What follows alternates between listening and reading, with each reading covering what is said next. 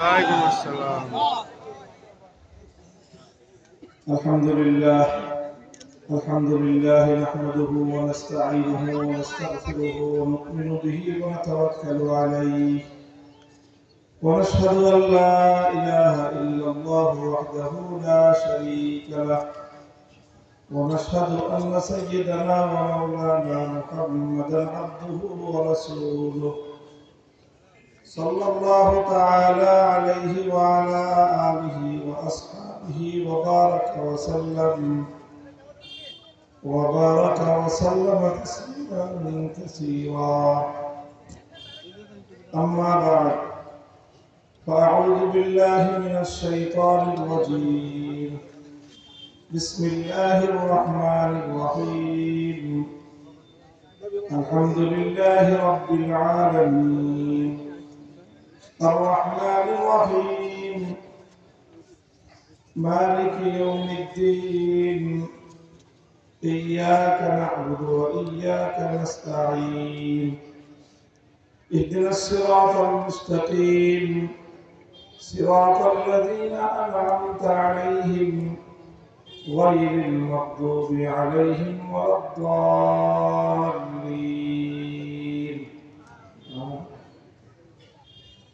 وبالسند المتصل منا إلى الشيخ الإمام الهمام الحافظ الحجة أمير المؤمنين في الحديث أبي عبد الله محمد بن إسماعيل بن إبراهيم بن المغيرة الجوفي اليماني البخاري رحمه الله تعالى أنه قال: بعد قول الله تعالى: ونضع الموازين القسط ليوم القيامة وأن أعمال بني آدم وقولهم يوزن. وقال مجاهد: القسطاس العدل بالرومية، ويقال القسط مصدر المقسط وهو العادل، وأما القاسط فهو الجائر.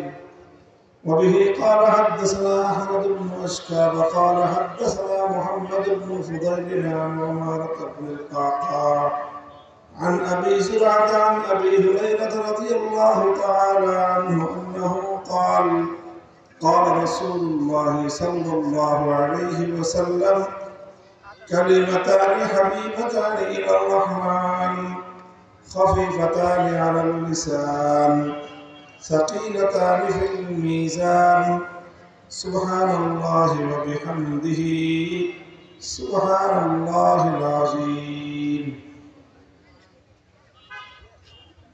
আল্লাহ পাক রব্বুল আলামিনের দরবারে শুকরিয়া আদায় করছি।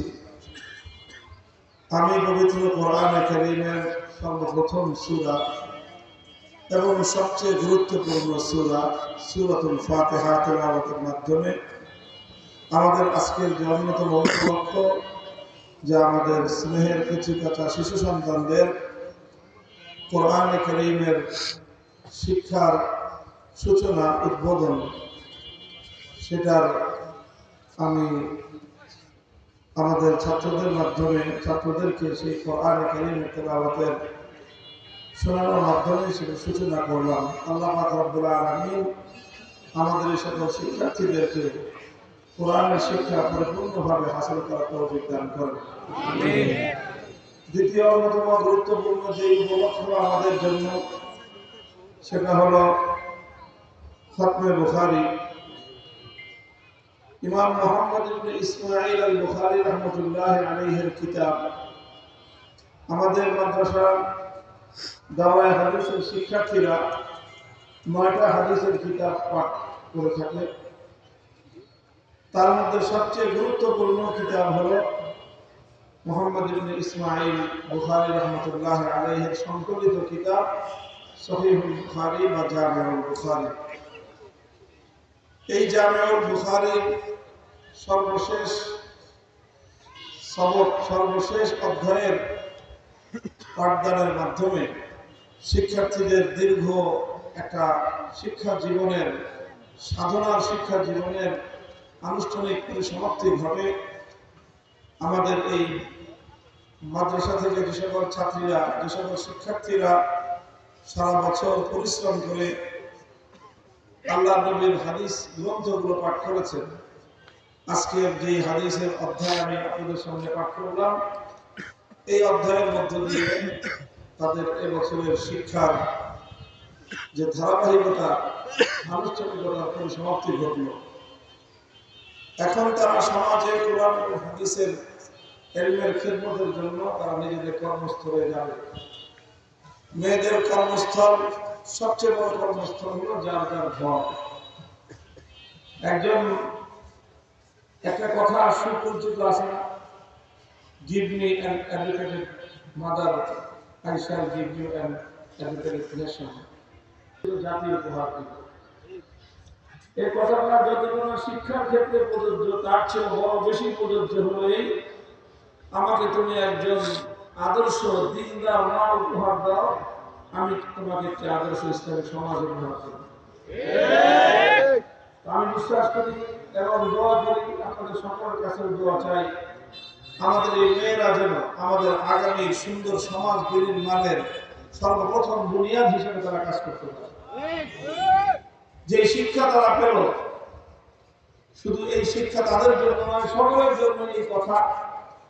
কোরআন এবং হাদিসের জ্ঞান অর্জন করতে পারা, এই শিক্ষা অর্জন করতে পারা, এটা শুধু সম্মান এবং মর্যাদার বিষয় নয়, বরং এটা যতটা না সম্মান এবং মর্যাদা, তার চেয়ে অনেক বড় বিষয় হলো এটা দায়িত্বের বিষয়।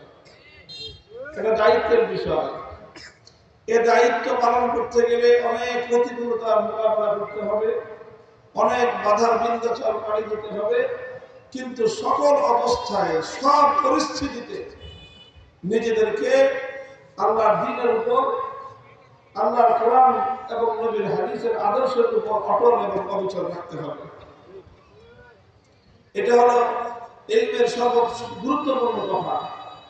যারা ইলমে দ্বীন, ইলমে ওহী যাদের পক্ষে ধারণ করে, ইলমে ওহী পক্ষে ধারণ করাটা এটা চারটিখানি কোনো বিষয় নয়। রাসূল আকরাম সাল্লাল্লাহু আলাইহি ওয়াসাল্লাম যখন সর্বপ্রথম ওহী প্রাপ্ত হলেন, ওহী লাভ করলেন হেরার গুহায়, এটা অনেক বড় সম্মানের বিষয় ছিল। কারণ এই পৃথিবীতে নবুয়তের চেয়ে, নবুয়ত লাভ করার চেয়ে বড় কোনো সম্মান এবং মর্যাদার বিষয় নেই। আছে? নবীদের সমমর্যাদার দুনিয়াতে আর কোনো মানুষ আছে? সারা দুনিয়ার সমস্ত মানুষ মিলালেও একজন নবীর একটা পায়ের ধুলির সমমর্যাদার হবে না। নবীদেরকে আল্লাহ পাক রব্বুল আলামিন এত উঁচু মর্যাদা দান করেছেন। তো আমাদের নবী যখন নবুয়ত পেলেন, সেটা তো অন্য আর 10 জন নবীর মতো সাধারণ নবুয়ত ছিল না। আমাদের নবীকে আল্লাহ পাক যে নবুয়ত দিয়েছেন সেটা ছিল সর্বশ্রেষ্ঠ নবুয়ত। তিনি সকল নবীদের নবী, তিনি সকল নবীদের ইমাম, তিনি সকল নবীদের সৈয়দ এবং সরদার। কথা বলেন ঠিক কি? তো তিনি যে নবুয়ত পেলেন, তিনি যখন ওহী পেলেন, তো কত বড় মর্যাদা তিনি লাভ করলেন। কিন্তু সেই সময় আমার নবী, তিনি হেরার গুহা থেকে কাঁপতে কাঁপতে বাড়িতে এলেন। মা খাদিজা রাদিয়াল্লাহু আনহাকে আল্লাহর নবী কি বললেন? তিনি বললেন, জাম্মিলুনি জাম্মিলুনি লাকাদ খাশিতু আলা নাফসি, লাকাদ খাশিতু আলা নাফসি। খাদিজা, আমি তো আমার জীবনের নিরাপত্তা নিয়ে আশঙ্কায় পড়ে গেলাম, আমি তো আমার জীবনের নিরাপত্তা নিয়ে শঙ্কিত হয়ে পড়লাম। আল্লাহর নবী ওহী